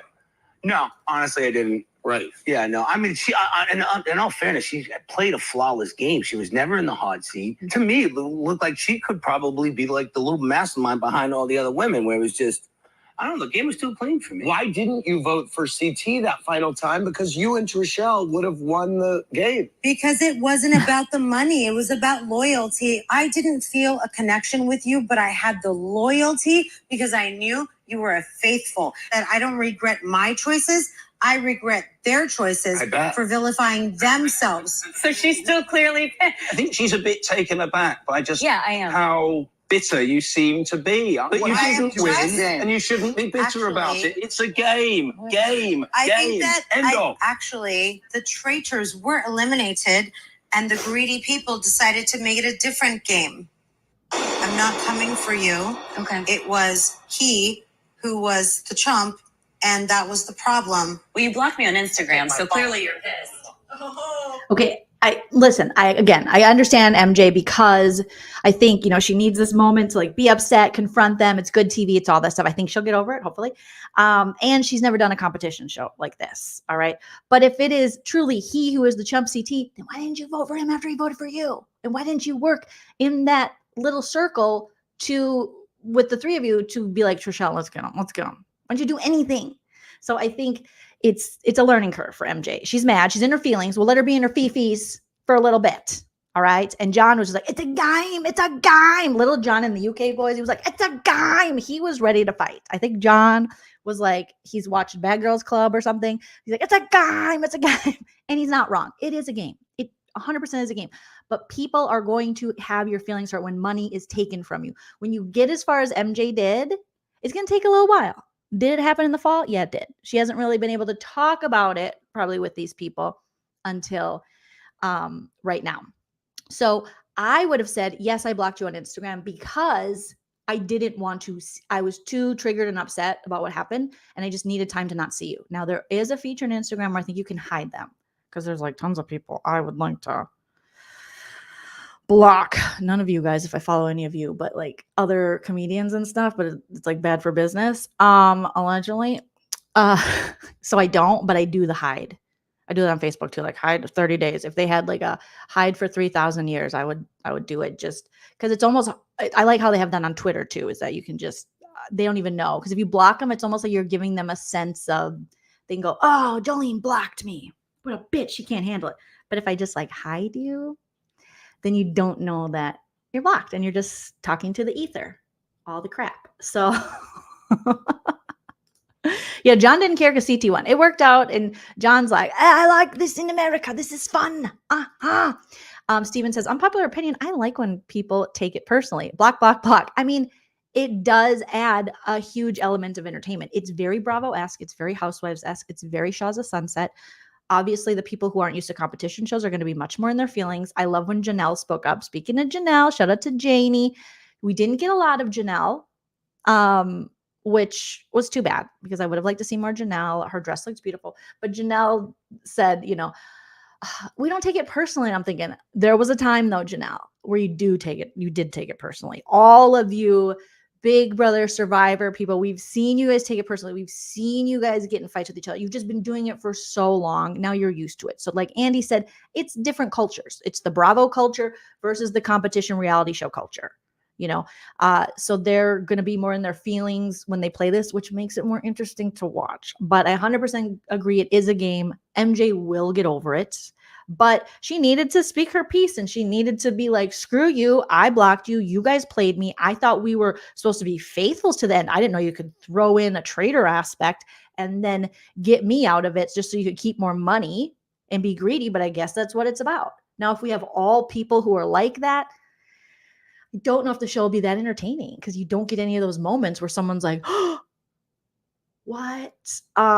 So I see both, and I understand why MJ felt that way, and I also understand why CT and Trishelle did it. They both didn't execute it. CT and Trishelle didn't execute it the way that probably would have absolved them of more guilt or looked better if they just would have been 100% honest, like, bitch, we want more money. And MJ, if she would have strategized in that moment and not been in complete shock, and maybe if she wouldn't have voted Sandra out, queen stays queen, okay? But it's just a game is overrated because no matter what, you're gonna have feelings. It's like in Big Brother when people get cut at the end, and they make it so close and they're in their feelings. Sometimes it's hilarious, Nicole Franzel, but I understand why you're upset because people lie and they cheat and they steal in these games, and that's what makes them entertaining. But as a person, you think, oh no, we were all faithfuls. We got to the end. We're supposed to be faithfuls, but that's why they have different twists and turns in these games to make it more interesting for the viewer. So that anything could come at you and you don't know, is that they add these extra elements. You can keep wanting to banish people. So ultimately, like I said, creating an environment where the faithfuls can become traitors. Meg Scott says, and Trishelle takes everything personal. I think people, for some strange reason, are selective with who. Of course, I'm this way too. I'm definitely, there's been times where I'm like, oh my God, get over it. Because if it's someone that I don't like for example, but I do think I have a point here. Last season of Traitors, Suri, those people, the two normie faithfuls, I forget their names, shout out to them, who got bamboozled. They got outplayed. MJ got outplayed. You get outplayed. That's what happens. And then that guy from The Bachelor who was the last traitor with Suri, and then Suri turned on him. Him and the other two are still bitter. It has been over a year, brah. Let it go. And you can be upset, but to go to the press and be saying all this stuff. Suri played the game. She outplayed you. There you go. So in that regard, I let them be in their feelings for a little bit, but ultimately you just look like a bitter Betty. So if MJ is still talking shit on them in a year, I'm going to go, MJ, okay, let's calm it down. You don't have to like them, but it's a game. You got outplayed. Just say it. Thank you. Andy and Quentin, and then whoever the Bachelor guy was, he's the worst. He keeps coming for Suri, and I'm like, oh no. But Meg makes a great point. It's definitely, I'm definitely that way. I'm biased. If I like the person, I'll be like, you got to give her a minute, maybe 2 years. But if you're not my favorite, I'm like, let's wrap it up. Now I do like MJ, so I'll give her some time. I'll give her some time to drag them if she needs to and stuff. And CT and Trishelle should be used to this. Ari, ugh, yuck. All this years later after Suri's on Big Brother and all this time has passed. It's like, bro, you got outplayed. You got outplayed. And that's what I'll say to MJ. There were things MJ could have done to stay in the game. Why you would they didn't know because they're new to these kind of competition shows, but why you would allow for two people from the same show like Trishelle and CT get that far, seeing them working together. You saw how they targeted you and your Bravo friends and how they were all like, gotta bring up the Bravo people. Well, you need to then think that about them, because there's obviously, you always got to be careful with showmances or when they bring players back with a history. You got to break that up. The next time there is someone like in a Big Brother situation where they brought back a player, you got to go for them right away. Now, it probably will be at your own detriment because production never likes to see the returners leave really early. And I think we have that on BB Can this year. I'm not watching, but I was tempted because they brought back two players. They brought back, what's his face from the Peanut Butter and Jelly Boys, the PB Boys from season 7. And then they brought back Spicy V. So I'm tempted to maybe check it out. It just started, but you got to get rid of them right away, and same thing on this show, Traitors, you got to break up these TV alliances. Cause we even saw growth within Parvati and Sandra. And Sandra, it was so great. Her and Phaedra talking about the game, and, Sandra's like, I wish they would have picked me because I would have been loyal to you, Phaedra. And Phaedra's like, oh my God, I know. Oh no, not Ek and Sue. And I believe that Sandra would have been such a fun traitor. She's like, I wish I would have been a traitor, but they didn't make me a traitor. Gosh. Steph says, yeah. And Trishelle cried all season. Yes, she did. And she was very upset with CT to the point where she almost cost CT his game with trying to get him back for that. So, they have to give MJ a little bit of grace. She's new to this shit. I feel like CT wanted to, but he was just like, oh my God, you're still mad. But give her some time. This is the first time she can, granted it's been months, but it's the first time she can really finally talk about it. And she got, when this happens, you kind of get embarrassed on TV too, because you think one thing. It's gonna hurt the ego like Dan. All right. So back to Dan. Let's see. Oh, this is CT talking about Phaedra. If it wasn't for her, I wouldn't have lasted so long. Let's take a listen. Be your castle daddy. Tell me about your relationship. So I called him Castle Daddy because he ended up being the last man standing. Okay. But we had the sweetest relationship because initially when he got in the car with us, our car kept breaking down. And I thought he was the mechanic. It's like, they would have mechanics. I was the repo man and he was the mechanic. I mean, but just be honest. And so it was the most sweetest, innocent connection ever. I mean, he's just a really good guy. A lot of viewers thought that there were sparks between the two of you, CT. Well, when you meet people on a game like this, you don't know what's real and what's not. And I do think we were definitely we were bonding for sure. And she might have been playing the game a little bit, batting those big ass lashes around and trying to keep me close for sure. I can honestly say, if it wasn't for her, I don't think I would have lasted nearly as long. For sure. Thank you for that. By the way, Ekin-Su, I hear you call CT. That's true. He wouldn't have lasted as long. And Ekin-Su and Peter are 100% together when they're like, we're just friends. And Tamara brought up what we talked about, I think, on No Offense, All Offense, or the last roast and recap of the Traitors episode before this one, that Peter's mom, Barb, not accidentally, she put a picture out of her other daughter-in-law and herself and Ekin-Su, and they were all at lunch together. And I was like, girl, you guys are banging. And then Johnny Bananas made a comment on one of their Instagrams, because I do the stalking, so you guys don't have to.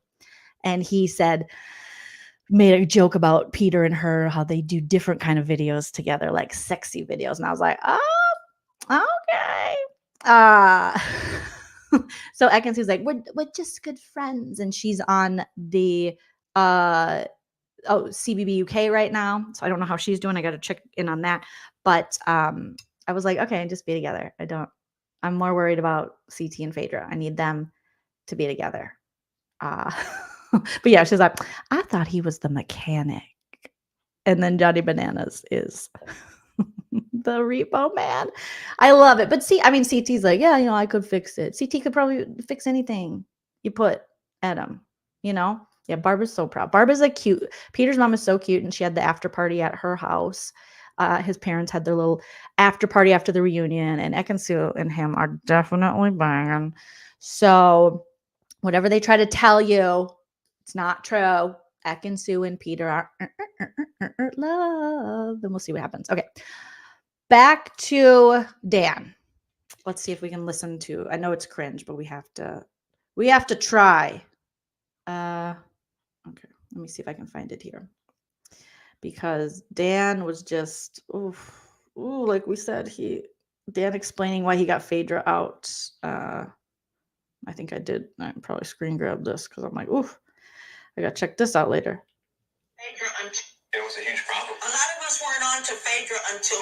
Okay, so Dan, you got to own it. No, a lot of people have said this. They did not know they weren't on to Phaedra until you threw her under the bus on your way out. Huge problem. A lot of us weren't on to Phaedra until. It was a huge problem. A lot of us weren't on to Phaedra until he spoke up. Then it was and so, Phaedra, what was your reaction to Dan selling you out at the table? He's a low-down son of a bitch. And for you to pull that, I just thought he was a piece of shit. I like to respond. Yeah. So I play these games, and to me, they're games. The hard part for me, I liked everyone. I like Phaedra. I like Johnny Bananas. But I'm never going to give up. In Big Brother, my back's been against the wall. I'll take a huge shot, and they always hit. This is the first time it didn't hit, and it's not personal. There's been a lot of casts going at each other on a personal thing. If it's not personal, then why did you say, if this is your true reasoning and it wasn't just because you were just throwing everyone under the bus because you didn't care once you were gone, that you were doing it to protect Parvati? That would be personal because you had a relationship with her prior, being in the CBS competition family and probably meeting her before and such. So that part's personal, Dan. Casts going at each other on a personal thing. When the game's over, I shake hands and I'm like, I like you. Being calculatedly non-committal.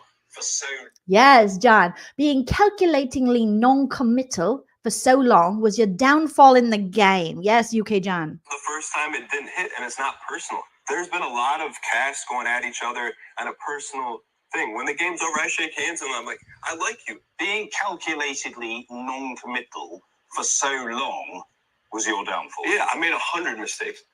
But that's not my question. Do you regret going after Phaedra at that last table? I don't, because you saw how hard she was to get rid of. And I didn't see a path to win this game with Phaedra in it. She was so well insulated, so well liked. No one suspected her, and they barely got rid of her. I was deathly afraid of being at the end with Phaedra with a couple Bravo people. She winks at him, and I'm gone because I thought she was that good. So does he have a point? The same argument could be made about CT. I mean, he winks at someone and the game's over unless it's Trishelle. No, then it will work, just not the first wink. I just think Dan needs to, Dan's not used to being around these Bravo people. And I know some of you, when I first heard like the piece of shit, I was like, oh, that's, yeah. But I'm like, that is a very Housewives reunion thing to say. And I think Phaedra, she's looking at it like we took this like oath or whatever to be traitors and not throw each other under the bus until it was absolutely necessary. But she saw a game where Dan was plotting her demise from day one. He was setting up these steps so far in advance that they came back and slapped him right in the face and didn't leave him in the audience's good favor. Had he worked with Phaedra as long as he could and worked with Parvati and been less sus and messy with his game, that would have bode better for him. And in that moment, Parvati was already out there. His name was already out there. He could have just took the loss and left. But for some reason, he wanted to continue to drag Phaedra in it. And if it was to protect his friend Parvati, well, then that is personal. So now you've made the game personal, in my opinion. But let me know what you guys think. It does not have a one together. I agree. I like my strategy, my timing, and my execution was But not when good. I watched back, he had already said he wanted me out of the game. Yeah. He said that. Yeah, I wanted to give So the you were faithful never, play. You were never, you and Parvati had said that early on. Yeah, because at some point a traitor has to go. Yeah, nothing. Dan You was had very already afraid of Phaedra. made that point that you wanted me out the game. And Not your because I reaction did was? piece of shit. Oh my God. Yeah. Dan's face, he was like, they're like piece of shit. He's like, oh God, I wish my wife was here. This is harder than I thought. Even Parvati said, oh, he was terrified of Phaedra. He was terrified of Phaedra. So just, and also like pivot, bro, pivot. This the big brother strategy and what you normally go into isn't necessarily working. Everyone has to change up their game a little bit. Oh my gosh. Yeah, he also had more control over Parv. And I think what he's not understanding is like the audience as a whole, I think, feels like they're being like kind of gaslit by him, and that he's not giving Phaedra her flowers, and more so he's like, Peter and the Peter pals are the best player in the game. So it doesn't look good, Dan. And then he comes here like looking like he's about to throw up, wearing capri pants for a suit. And I'm just like, who's doing this to Dan? Somebody. Well, I guess Dan's doing this to Dan. But Phaedra will drag you to hell. And I think he was very much afraid of that. You know, he was very nervous that he was going to have to, kind of, I mean, this is what the reunions are. You are questioned and taken to task for your behavior. And with all behaviors become consequences, and it's one of his consequences, similar to CT and Trishelle are going to have consequences. MJ's going to have consequences not winning. Phaedra's like everyone comes with consequences and get called out and questioned. And Dan, he's like, this is why Big Brother needs reunions, because I would love to hear them have to go at each other and question each other. I would give it like a week or a month, or even one immediately and then one a month later, like a follow-up, because we invest our whole summer in this social game. And I would love to get them. And CBS is missing out on a lot of money, I feel like, because people would watch this, because look how many people watch the TikToks and Instagram lives of these players. And then eventually we just are bored. Now, if you're like, hey, Jags, I'm like, who cares? Jag who? I don't even know. It's March. I'm looking forward to the new summer games. But at first I'm like following them so closely. So yeah, he underestimated Phaedra 100%. You guys are right. And Amy said, yeah, I wish they had Big Brother reunions. That would be fantastic. he said he fought with it. Well, you need to advocate for yourself, Dan, because they took advantage of you. So the fact that Dan is saying, Dan, it was just poor Dan. Okay, let's talk about the Peppermint situation. I'd love to get you guys' thoughts. So here was Peppermint's thoughts on being targeted early on by Trishelle and then being voted out of the game as a traitor, even though she was not a traitor. So please put your thoughts in the chat so I can read your comments when we're done listening to this. Love Traitors. I've seen every single episode. I consider myself a super fan. And when I got the call to come, I was like, I was gagging. I was like, this is going to be such a big opportunity. And it was upsetting to be suddenly sort of cast out instantly. I know that somebody has to be the first to go on a show like this, but with no proof, then people have to rely on the biases that they bring into the game, which end up targeting whoever's the most different from the group. And in those situations, people like me don't really fare that well. It kind of eerily reminded me of a high school experience where I was the only out LGBTQ person at the time. And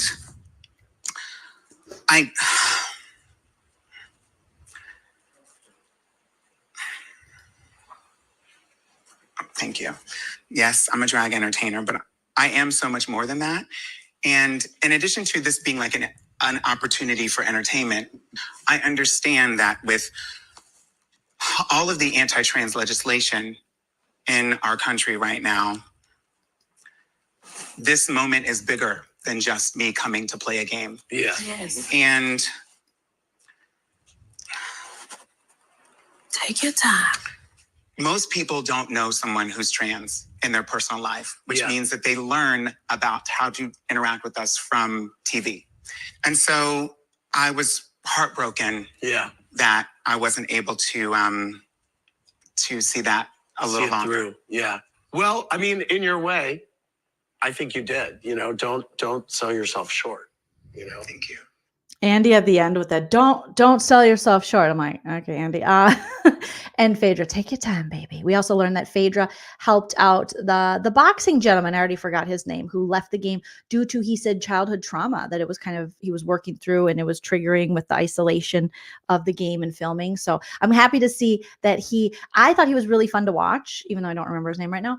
And I would have liked to see more of him, but I think it's great that he was able to get like a breakthrough within processing this childhood trauma. You just never know what is going to kind of trigger this sort of thing. Deontay. So I'm glad Deontay got help. Thank you, Michelle.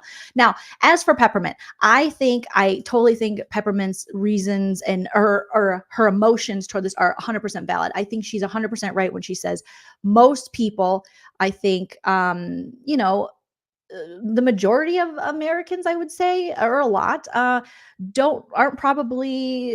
don't have, did she say trans friends, or the first trans people they see for a lot of people will be on television. So they learn how to treat them by how they're represented and how they're treated on television. I think that was a very strong, important point to make. However, I don't think it's the cast's fault. I understand the biases because we see this all the time on these competition shows and Big Brothers. People, you do come in with your own prejudice and biases, and that's why it's when they say it's a game, but it's also a reflection of the real world, and not the one on MTV.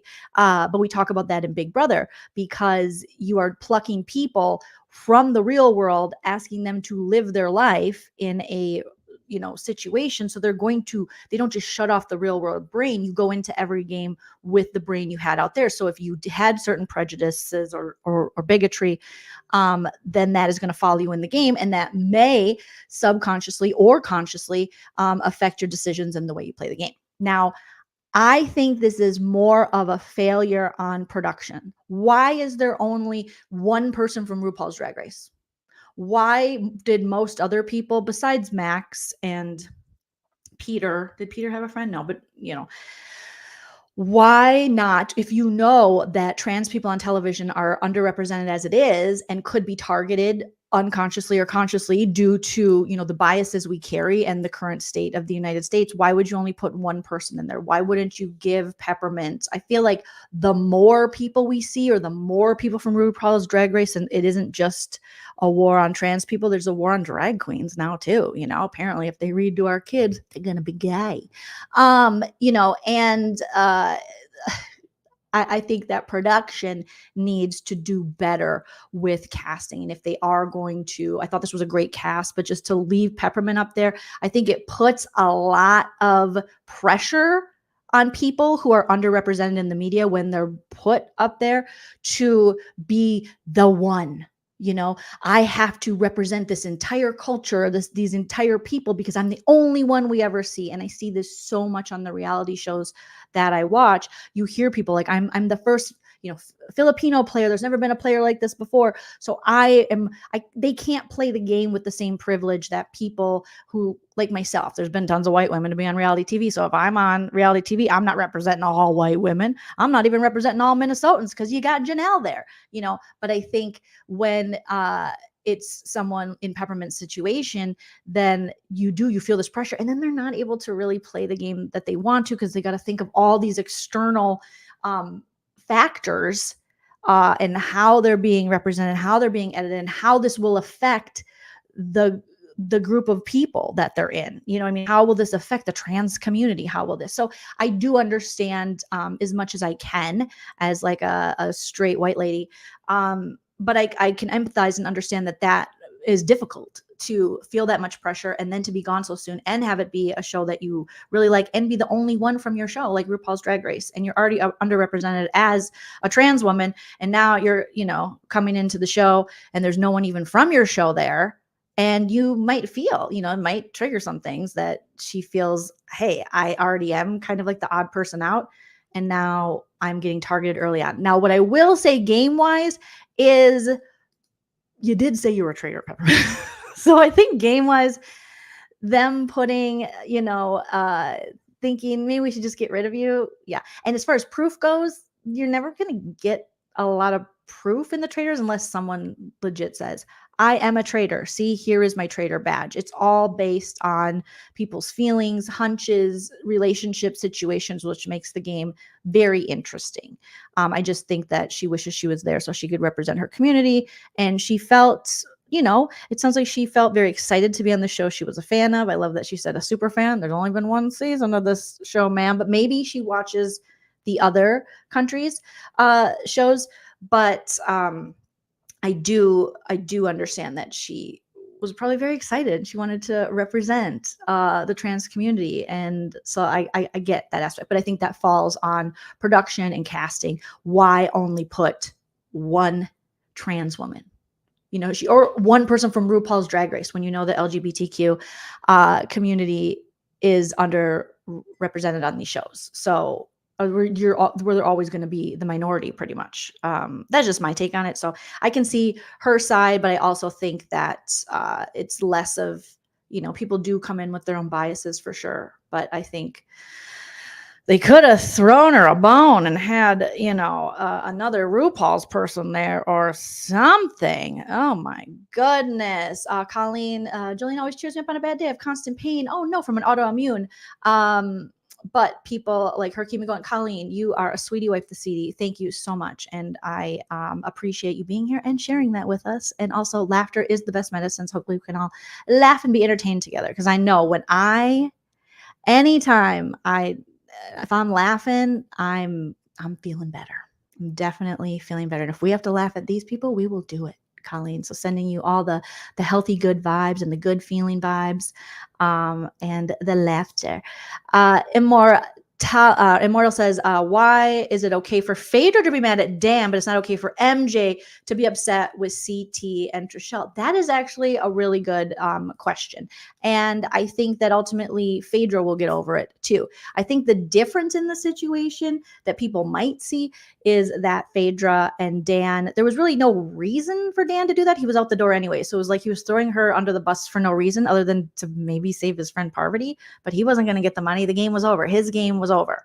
And throwing Phaedra under was just one last dig. It wasn't like a full-on campaign to necessarily save himself. It was like a last ditch effort. It just seemed petty, and it seemed like it was all based on him being mad that he was out of the game so early as a traitor. So he was like, all the traitors will go down. That's how it felt like watching it. Where the MJ thing, I think there was a reason for CT and Trishelle to keep the damn money. They should have been honest about it. But yeah, you want more money, that's what you do. But with Dan, your game's over, brah. Your game's over, brah. So yeah, I mean, I could see how some people might think it's bad sportsmanship. It's, it depends on how you look at it. I do allow people to be in their feelings for a while, but I think that eventually you have to accept that it's a game, and you got to be little John and the UK boys and be like, all right, we're over it now. We're over it. But I think Phaedra just felt targeted by Dan. Like, why would you take me down, brah? I wasn't going against you. I'm not the one that made these bad decisions in the game. I'm not the one that made you sus. You did that. So I think that was, but everyone's going to feel their own way. And Cammie said, I think MJ was just stunned. She thought yes, because she got to the end. She got to the end and she saw that money in her hands. Then she was like, what do you mean? What are you doing? You mean we can screw each other over here? We can be traitors. Yeah, he's used to throwing Hail Marys. It just didn't work. I don't think that Hail Mary was ever going to work. So yeah, I think Phaedra will be mad for a little bit. She'll get over it. Phaedra understands the assignment. These Bravo ladies understand the assignment. They'll get over it. But they want to deliver some good reunion tea. If we just had everyone there going, you were great. No, you were great. You were so great. No, you were great. The reunion would be over in 2 seconds. They have to confront each other and have their little conflict. Now, if this drags on for like a year, I'm going to be like, get over it. But otherwise, it's fine. They don't ever have to like each other. And they might never. And that's fine. But Dan definitely at the end, he was like, so backpacking on what they were saying to MJ, Phaedra, yeah, I can't tell if you don't like me or if it's just game. Phaedra's like, I don't like you. So she's just like straight up. We've seen interviews with Phaedra. She's like, I don't like this man. And that happens too on the show. You might play with people or be cast with people who you would never friend in real life. And maybe she didn't like his vibes. Maybe MJ. I think MJ and Trishelle, there's a very slim chance they'll ever be friends. They're very different people. So yeah. But if they're still talking about this years later, you can be like, I don't like that dude. That's fine. But we see this in Big Brother and Survivor. I mean, look at Sandra and Parvati. They came in not like it's been a long time. They didn't like each other. Competition, does breed animosity. It can, and all those things. Now, is a little rivalry interesting? Hell yeah. But sometimes, I guess it depends. It depends on the rivalry, because it did create a challenge rivals and stuff. But yeah, I think eventually they'll all get over it and they'll all be fine. But good question. Really good question. Meriden the Island says, I think if Dan had come into the reunion and had brought more roses, Phaedra would have. Yes, I think if Dan would have maybe been more humble, been like, you know what, Phaedra, I had this idea for my game, but I totally fucked it up. And I shouldn't have thrown your name out there. And I wish I didn't. I wish I could go back and not do that. You didn't deserve that. And I really liked playing with you. Like if he would have been less of like, I am the robot Dan. But he was so nervous and he looked like he was going to barf everywhere. And they put him in capri pants. I mean, the guy was struggling. It was struggling. Yeah. The housewives understand the assignment, like AJ's saying. Housewives like to hold a grudge until the next season because then you have a storyline, you go into it and, they understand how that works. But sometimes it can get very old. Old. Yes, Colleen Allen and his outfits were such a vibe, such a mood, such an everything. So Sal says, Dan did not violate the rules when he threw out Phaedra's name, but he still should not have done it. Yeah. I mean, the thing is, the show's Traitors. That's what Parvati said. Parvati says it's Traitors. The show is The Traitors. The traitors can be traitors to the traitors. The faithfuls can be traitors to the faithfuls. What's wrong, baby? You ready to go for a walk? Okay. My little teddy bear says, Mom, you have almost been on this live. We're going to go, baby. Don't worry. For 2 hours. We got to get out. It's a nice day. If Dan would have fallen on the sword, I think Phaedra would have forgiven him. But I think it was just too much. And then he did like his own little Twitch interview after. And she just was like, nah, dude, you were targeting me from the beginning. That was too dirty. I don't want to deal with you. So we'll see. It might be some fun postseason drama to talk about if they're on the Twitter or the Instagram lives and talking about this stuff. I'll follow it. I'll stalk them so you guys don't have to. But overall, I really, really, really loved this season of The Traitors. And I'll keep up with any postseason drama or news. It looks like Peacock is sending them to the Oscars. Janelle tweeted that. So that's exciting for them. She was like, oh, Peacock takes care of us. And hoping that we see more of these people on other shows, whether they be on Bravo or CBS. This was such a fun season. You guys were amazing. I'll probably be talking about this season for a while, even though it's over now, because there's still so many things I think that are going to come about and erupt and all of that stuff.